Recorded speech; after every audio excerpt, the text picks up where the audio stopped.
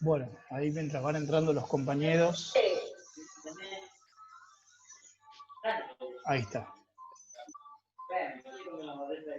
Sergio.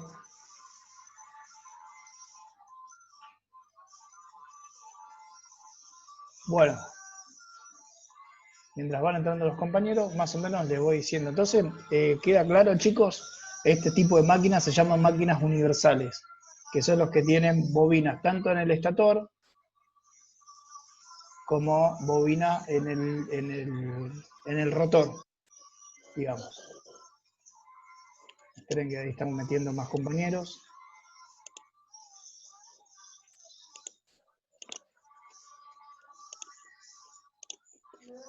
Ahí estamos metiendo, ahí está.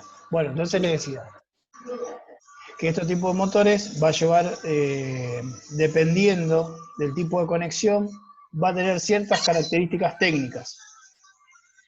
En este caso, el primero tenemos un motor independiente, tenemos las tensiones por cada una de las bobinas, tanto para el estator como para el rotor. Tenemos dos tipos de tensiones. Después vamos a tener tensión en derivación, conexión en derivación, que vamos a ver cómo las bobinas están puestas en paralelo. Entonces acá, si analizamos la corriente que viene de la red, se va a dividir en dos partes. Entonces ya tenemos una característica. Acá tenemos la corriente repartida. Y las tensiones van a ser iguales. En el circuito de serie vamos a tener la corriente igual y las tensiones van a ser diferentes. Va a haber caída de tensiones. Sí, acá podemos explicar la primera ley de Kirchhoff, y acá podemos explicar la segunda ley de Kirchhoff. ¿Sí? Acá en un nodo, todas las corrientes entrantes en un nodo es la sumatoria de las corrientes salientes. Y acá aplicamos la segunda ley de Kirchhoff, que dentro de una malla, o un lazo cerrado, la sumatoria de todas las caídas de tensiones va a ser igual a la tensión de la fuente. Después tenemos acá lo que son compuestos, ¿sí? Que vamos a tener acá un devanado más, un devanado del inductor en serie y un devanado del inductor en paralelo. Este se llama un compuesto de larga duración, de derivación, y este de corta derivación. ¿Sí? Pero no nos vamos a detener mucho en motores de continua, solamente les cuento. Cada uno de ellos trae una característica diferente, tiene mucho que ver con su par motriz, que sería con la fuerza, y tiene mucho que ver con la corriente. ¿Sí? Dependiendo del tipo de carga, de movimiento, de trabajo que quiero hacer, yo puedo elegir diferentes motores, diferentes construcciones. Solamente a modo de información, les digo que existen motores de corriente continua, existen distintos tipos de conexiones internas del motor, y que hay aplicaciones especiales que todavía se siguen usando. Vamos a ver las características de los motores de continuo. Y estas características también se dan en motores de alterna. Por eso lo voy a explicar, y para cuando veamos motores de alterna, vamos a familiarizarnos y vamos a encontrar que hay muchas cosas parecidas, no todo, pero hay muchas cosas parecidas cuando hagamos los cálculos para motores de corriente alterna, tanto monofásico como trifásico. Y bueno, lo que es la potencia, esto sí ya lo sabíamos. La potencia es el producto entre la corriente y la tensión. Sí, lo podemos encontrar, estas son las diferentes formas de poder encontrarlo. Potencia igual a U por I, o también podemos encontrar que potencia es igual a I cuadrado R, en el caso de que yo tenga faltante la tensión. O también podemos encontrar que la potencia es igual a U cuadrado sobre R, y en el caso de que yo no tenga la corriente como dato.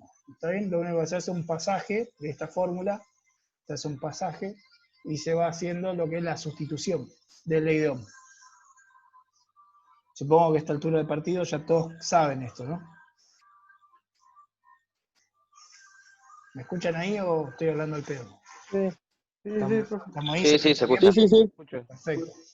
Bueno, y después las magnitudes sí, serían la potencia en watt, la tensión en volt y la corriente ampera. Hasta ahí fenómeno todo, vamos todo de 10.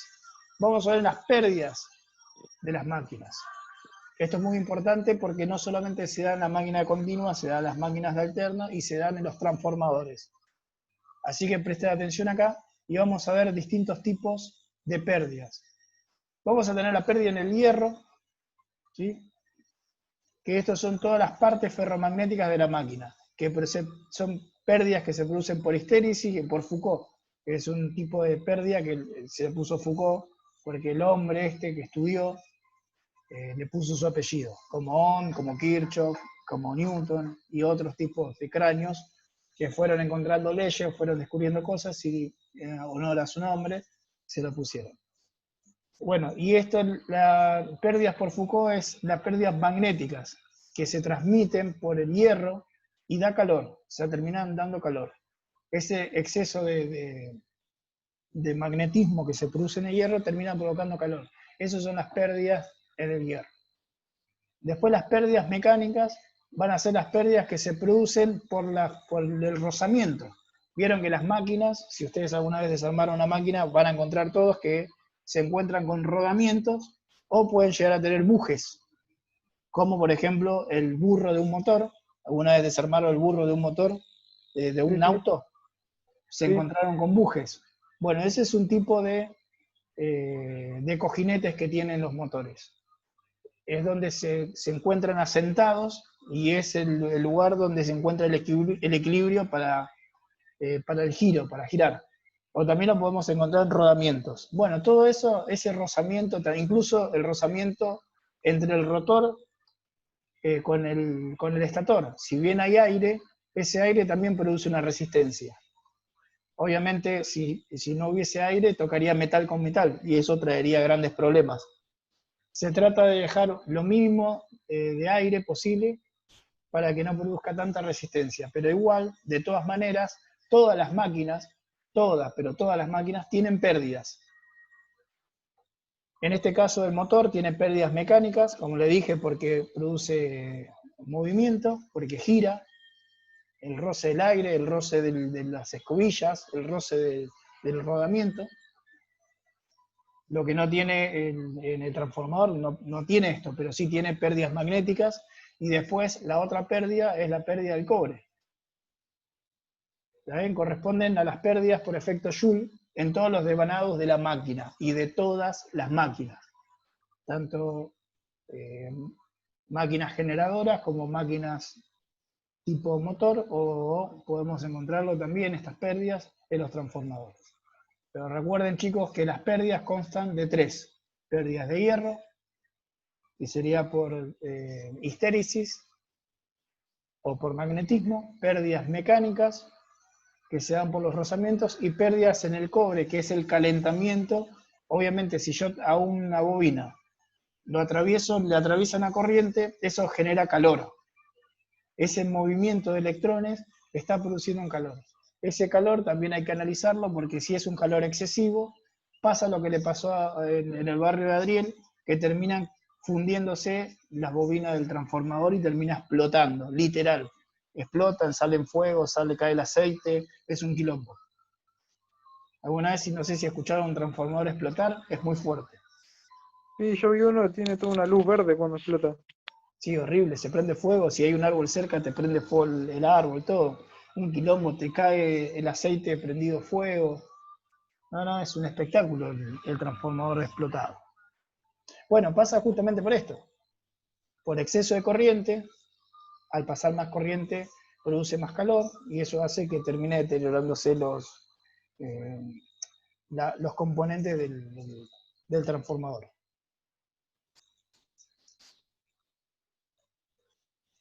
Y bueno, y las pérdidas, este ya lo repetimos. Vamos acá. Esto que tenemos acá, las pérdidas del hierro, las pérdidas mecánicas, se hacen todo por ensayo. Son datos, cuando yo hago algún ejercicio de cálculo de máquinas, son datos. ¿Sí? Me lo voy a tener un dato en el ejercicio, son todos datos experimentales. Se hace como pruebas. Es como, por ejemplo, cuando quiero medir la velocidad de un motor, los RPM, ¿qué hago? Le pongo un tacómetro y puedo calcular y puedo medir. ¿Sí? Puedo obtener un dato. Bueno, estos también se obtienen a través de bancos de ensayo, se obtienen las pérdidas de hierro, las pérdidas mecánicas, y las pérdidas del cobre se puede analizar, obviamente, por el valor óhmico que tienen las bobinas. Y acá es donde utilizo la fórmula para poder obtener la pérdida en el cobre, que sería PCU. CU es la representación en la tabla periódica del cobre. Y podemos encontrar pérdidas en el cobre es igual a I cuadrado CR, ¿sí? Las magnitudes, bueno, la resistencia del conductor y la intensidad. Vamos a lo que es el rendimiento. Bien, acá vamos a ver este símbolo que tenemos acá como una N y con la pata más alargada adelante. Ese es el símbolo de rendimiento. No sé si alguna vez estudiaron, pero nos dice que el rendimiento es igual a potencia útil sobre la potencia absorbida. Y esto se da, es un porcentual, así que se multiplica por 100. ¿Qué es potencia útil y qué es potencia absorbida? Bien, dentro de una máquina, en el caso del motor, nosotros vamos a tener un flujo de potencia y por un lado vamos a tener todo lo que es potencia absorbida. ¿De dónde lo absorbe?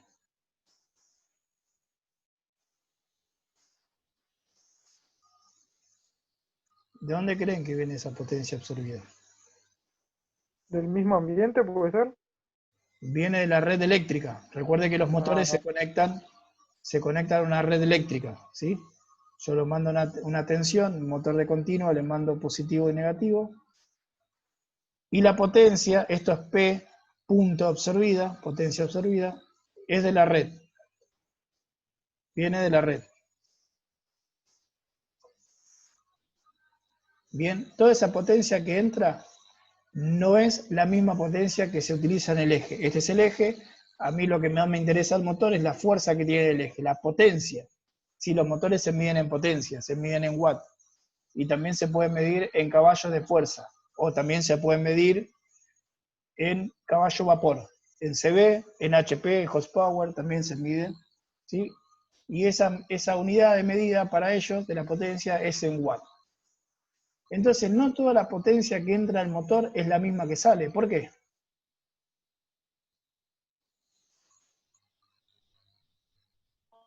¿Cómo, profe? No toda la potencia que entra de la red, toda la potencia absorbida, es la potencia que yo tengo al final en el eje. ¿Por qué? Por las Porque pérdidas. depende del trabajo que se realiza. Muy bien, no sé quién dijo por ahí, depende de las pérdidas, ¿está bien? O sea, no todo lo que entró, no toda la potencia absorbida que entró al motor es la que voy a obtener acá. Porque habíamos hablado anteriormente que teníamos pérdidas. ¿Qué tipo de pérdidas? La de Joule, la mecánica Rozamiento con y el aire, el calentamiento del cobre. Exactamente, muy bien. Es así. Todo ese tipo de pérdidas que teníamos, las pérdidas mecánicas, pérdidas magnéticas, que era la del hierro, y pérdidas por efecto Joule, calentamiento, las pérdidas del cobre. Entonces, inevitablemente, no hay ninguna máquina eficiente, no hay ninguna máquina que funcione al 100%. Todas las máquinas tienen esa deficiencia. Puede ser más, puede ser menos, todo va a depender de la calidad de la máquina. ¿Sí? Todo va a depender de la parte constructiva de la máquina. Mientras mejor sea, más cara va a ser, pero más eficiente también es. Por eso, los motores hay infinidad de precios. Si bien tienen todas las mismas características, hay muchos precios, varían mucho con las marcas. Por ejemplo, una marca de vanguardia es Siemens. Son empresas que se encargan de hacer motores de puta madre. Y después tenés también ABB.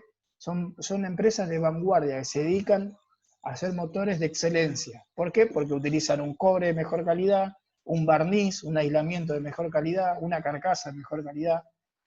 ¿Está bien? Las chapas de silicio, las chapas de hierro, el silicio son mucho mejores, pero por eso también encarece el producto. Igual, así todo, no deja de tener pérdidas. Lo que se evita es tener mayor pérdida. ¿Está bien? Entonces esas pérdidas, esta potencia absorbida, no es todo lo que voy a obtener al final, sino que voy a tener, por un lado, se van a ir lo que se llaman potencia perdida, lo que habíamos hablado anteriormente. ¿Y cuáles son esas potencias perdidas? Recién lo acabamos de nombrar. La potencia perdida mecánica, la potencia que se pierde en el hierro, La que se pierde en el efecto Joule cuando calienta el cobre. exactamente, y la potencia que se pierde de cobre, ¿sí? Estos dos los tengo como dato, y este se puede hacer el cálculo I cuadrado CR.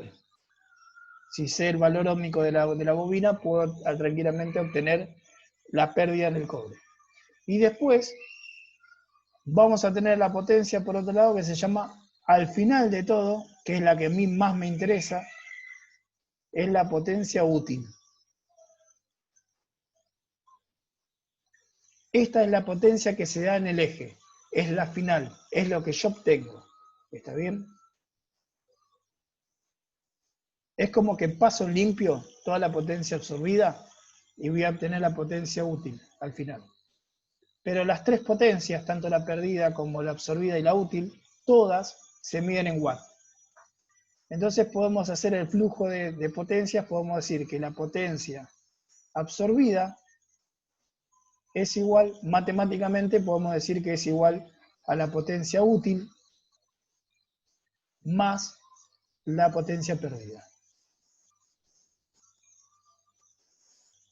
¿Está? Esta es potencia útil, PU, no es PSU, PSU es potencia del cobre. Esto es PU, potencia absorbida.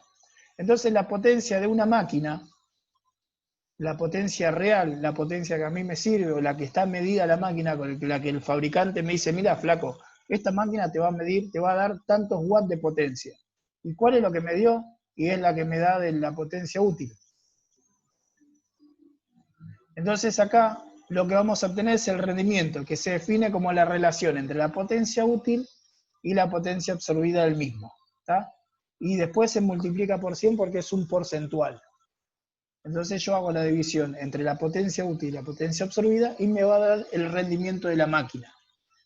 Eso yo lo puedo obtener con los datos de la chapa característica del motor. Yo puedo decir, o puedo obtener la potencia absorbida, o puedo obtener el rendimiento gracias al dato que me da acá, que es la potencia útil. ¿Hasta acá vamos bien? Sí, sí. Sí, profe.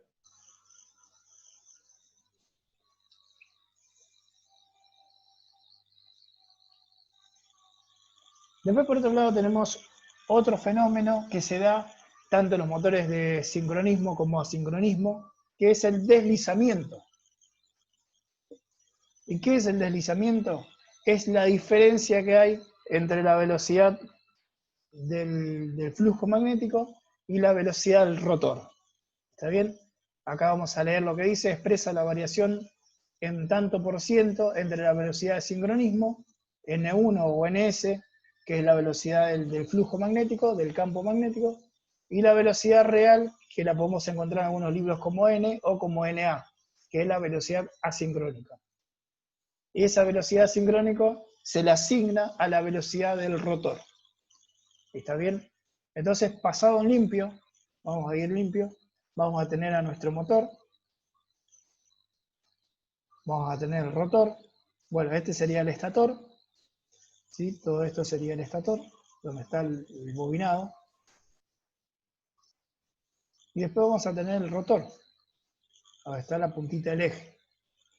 A ver, déjenme leer el chat, no sé si alguien escribió.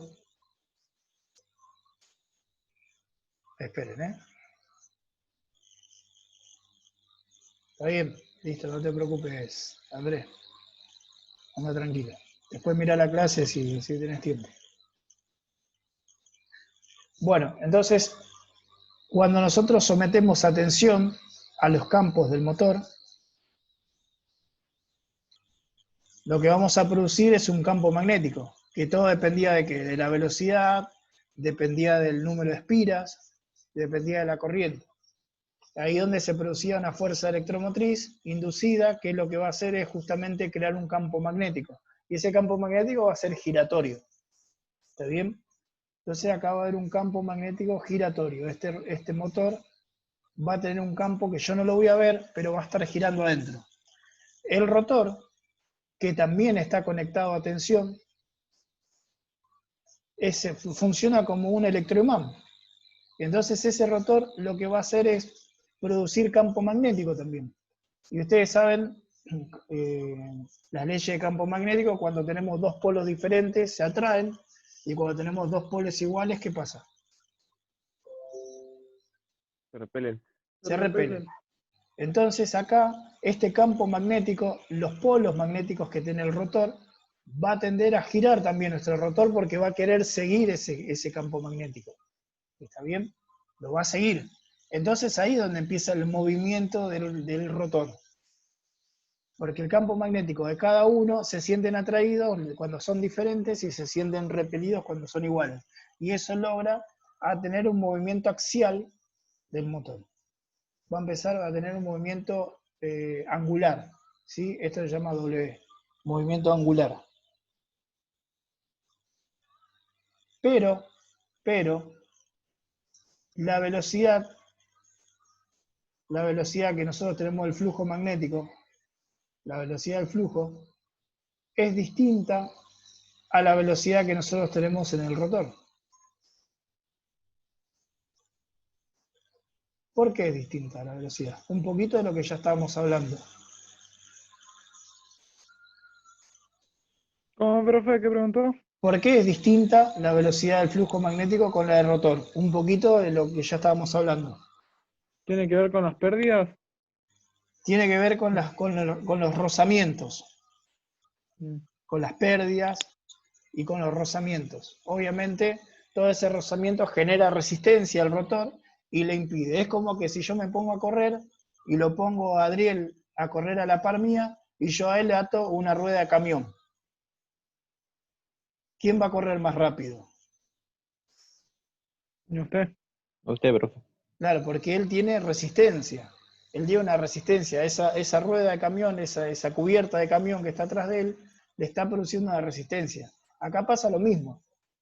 Acá el rozamiento del aire, el rozamiento de los cojinetes, de los bujes o de los rodamientos, están produciendo una resistencia al rotor que no lo va a dejar girar nunca a la misma velocidad que va a girar el campo giratorio, porque gira libremente.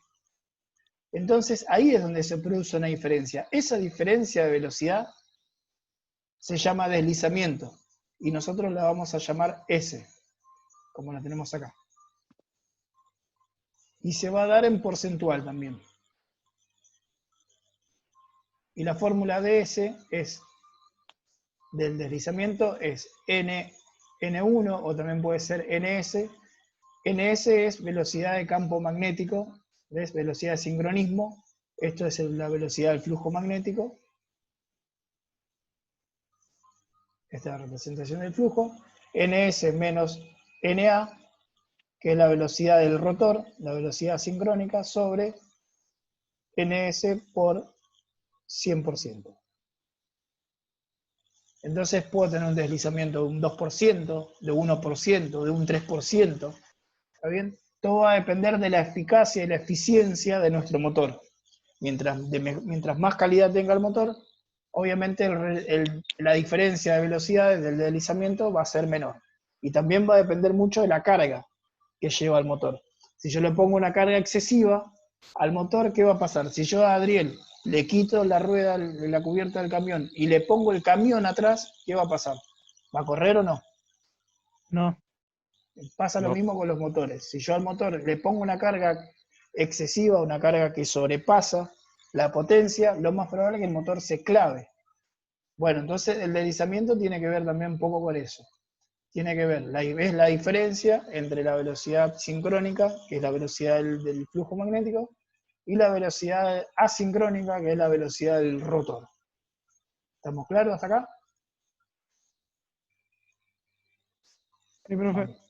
Sí, sí. profe. Y hay una fórmula que es para la velocidad de sincronismo o la velocidad de flujo, que es 60, es una constante, por la frecuencia sobre P. P es par de polo. ¿Está bien? Acá se me chispeó la R, puse una R mayúscula, pero P es par de polo. O sea que si yo le digo, acá tenemos en un ejercicio 4 polos, En la fórmula, ¿qué número voy a poner acá?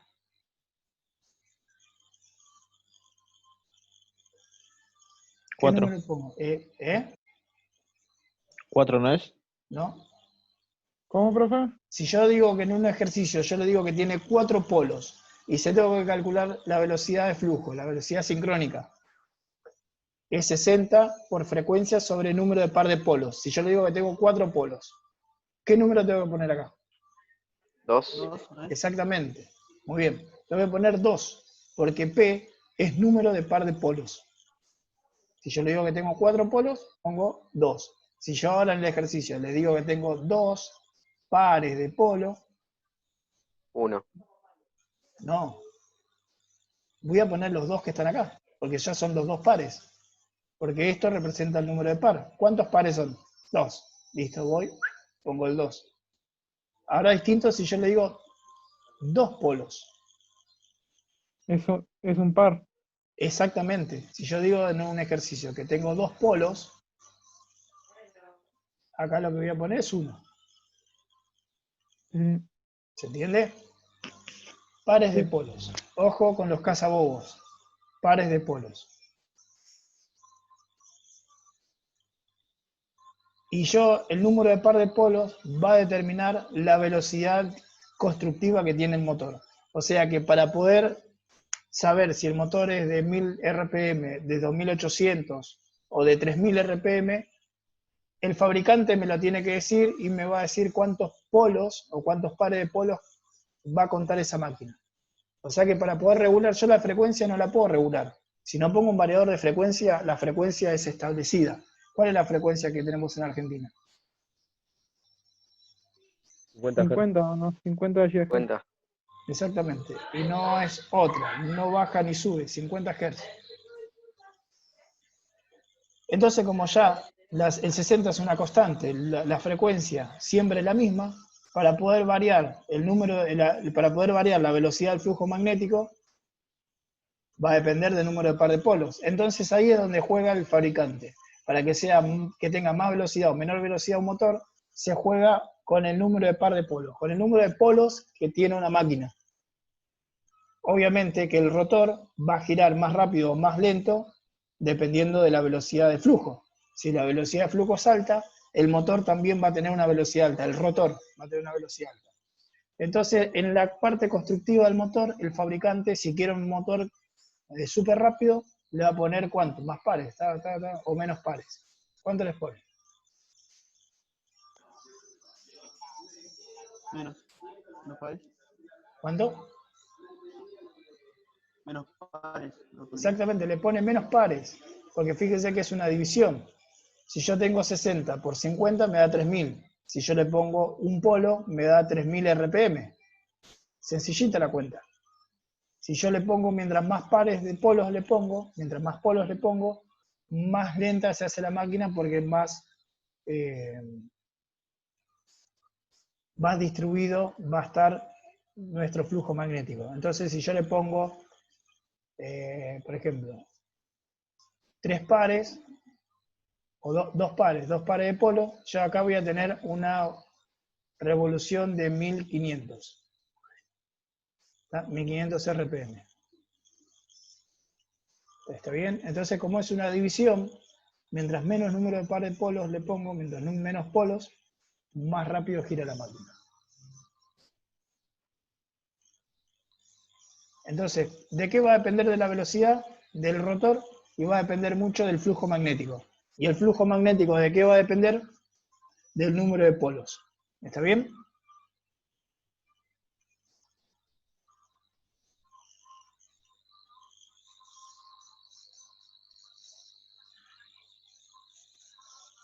Y vamos a lo que es la fuerza contra la electromotriz, que estas son las fórmulas que se da para un motor serie y para un motor paralelo. La fuerza contra la electromotriz en un motor serie es la tensión absorbida, la tensión de los bornes, menos la resistencia del inducido, más la resistencia del excitador, o del inductor, como quieren llamarlo, por la corriente. Y cuando está en un paralelo, solamente se toma la corriente que se encuentra en la resistencia del inducido. ¿Está bien? Y acá tenemos lo que son las magnitudes. E', fuerza contra electromotriz en volt. V, tensión en bornes de la fuente. La corriente. Las resistencias, tanto de la excitación como el inducido, se dan ohm. Y acá tenemos lo que es el par útil o par motriz. ¿Sí? Esta es la fuerza que se aplica en el eje. Se da con la fórmula, con la representación de una M. Y la fórmula es PU sobre W. ¿Qué es PU? Perdón. Me fui. ¿Qué es PU?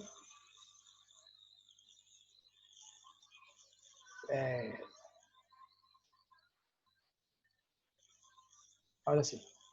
PU es la potencia útil. Y W es la velocidad angular. La velocidad angular se va a dar en 2pi por NA. ¿Qué NA qué era? NA era la velocidad. Recuerden que velocidad asincrónica, o la velocidad del rotor, la velocidad del rotor, la podemos llamar NA como velocidad sincrónica. ¿Está bien? Es una N. 2pi es una constante y 60 también es una constante. Y esto se va a dar en radianes sobre segundo. La potencia útil, tanto como la perdida y la absorbida, se da en watt. Y el par motriz se da en newton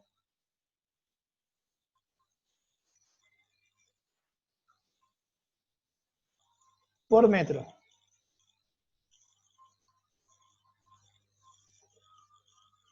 Por metro. Newton por metro. ¿Está bien? Esa es la fuerza que se aplica en el eje. Y la fórmula para calcular el par motriz es potencia útil sobre velocidad angular. Y para poder calcular velocidad angular, si no lo tengo, es 2pi por la velocidad asincrónica sobre 60, que es una constante. Bueno, hasta acá. Y acá vamos un ejemplo de aplicación para calcular dos cosas. Por ejemplo, el motor de un vehículo proporciona un par útil de 120 newton por metro. ¿Qué era par útil?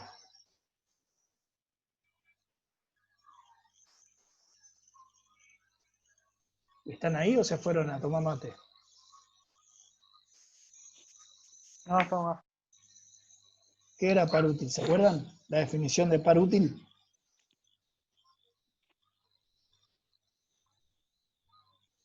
No. Vamos para atrás entonces. Es la fuerza aplicada al eje del motor. ¿Está? La fuerza, la tracción del eje, ese es el par. Vamos de vuelta. Entonces me dice, el motor de un vehículo proporciona un par útil, me está diciendo que proporciona una fuerza de tracción de 120 newton por metro a 3000 RPM. ¿Qué es los RPM? Velocidad de Revolución por minuto. sincronismo. ¿Eh? La revolución por minuto. Exactamente, es la revolución por minuto. ¿Y de quién? Del eje. Porque si me dice que proporciona un par, y después me dice a 3000 RPM, me está diciendo que el eje que tenemos acá, tenemos un eje, gira, y me dice que tiene una tracción de 120 newton por metro, y la velocidad que gira es de 3000 RPM. Si el sistema mecánico de transmisión a las 4 ruedas tienen un rendimiento del 80%, escuchen bien, tiene un rendimiento del 80%, ¿de qué potencia disponemos en las ruedas del vehículo? ¿Cuál es la potencia que tenemos para el vehículo? Y si hablamos de la potencia que disponen las ruedas del vehículo, ¿qué estamos hablando? ¿Potencia perdida, potencia absorbida o potencia útil? Potencia útil. Exactamente. Exactamente, es la potencia útil y la que a mí me sirve, la que yo quiero saber para poder hacer esto, para poder determinar, para poder mover las ruedas, digamos. Bueno, entonces, si no recuerdan cómo era la fórmula de potencia de rendimiento, les recuerdo. Rendimiento es una N con una pata larga, es igual a Potencia útil dividido potencia absorbida, ¿no? Exactamente, potencia útil dividido a potencia absorbida por el 100%, porque es un porcentual. Bien, calculadora en mano.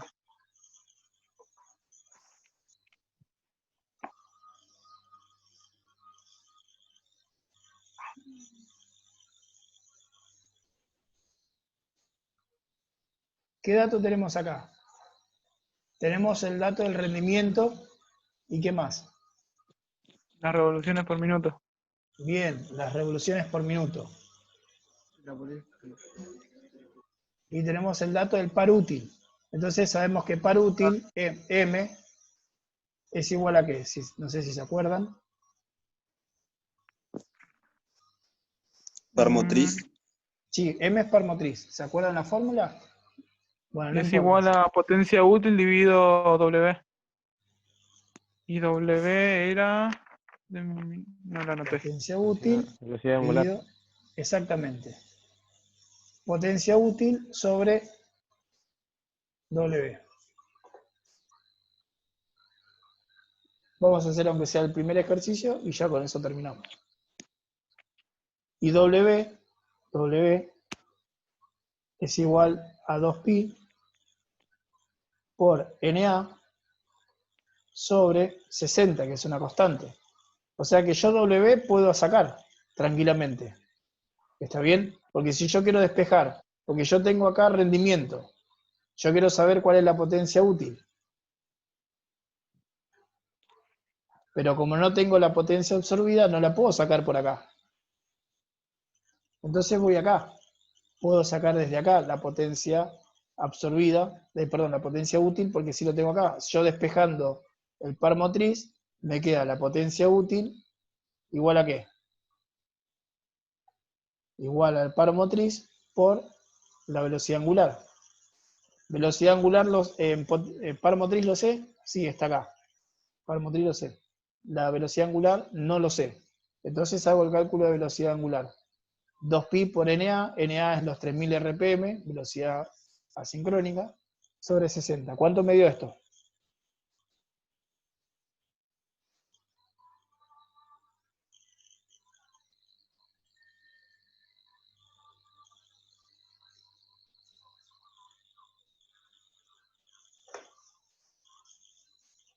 ¿Alguien tiene la calculadora ahí? 31,41, profe. O sea que W me da 31,41 radianes sobre segundo. Y ahí sí puedo sacar... Espera. No, espera. 314.15 era. Había puesto 300 en vez de 3000. Bueno, volvemos a tirar otra vez. Entonces W, yo sé que es 314,21 radianes sobre No, segundo. 15. ¿Coma 15? Bueno, coma 15. Radianes sobre segundo. Entonces yo dije que par motriz era igual a la potencia útil sobre W. Yo despejo, me queda potencia útil igual a par motriz por W. Ya W la sacó el compañero. Ahora dígame cuánto vale el par útil. Multiplicando 120 por 314,15.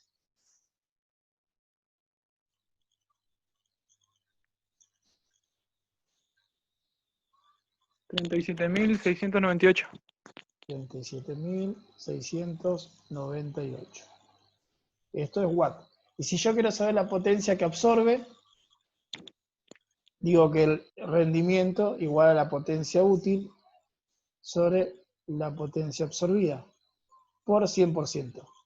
Miren esto, si yo quiero suprimir para no hacer la cuenta con el 100, yo puedo suprimir acá y lo divido al 80. Hago 80 sobre 100. Entonces suprimo acá en la cuenta, en la fórmula matemática, suprimo los 100 y a esto lo divido por 8, por 100, los 80 lo divido por 100. Entonces me va a quedar un rendimiento igual a 0,8. ¿Está bien? ¿Se entiende? Y ya no uso los 100 acá en la fórmula. Pero acuérdense de hacer esa conversión. ¿Sí? Si no hacemos esa conversión, no vamos a poder hacerla.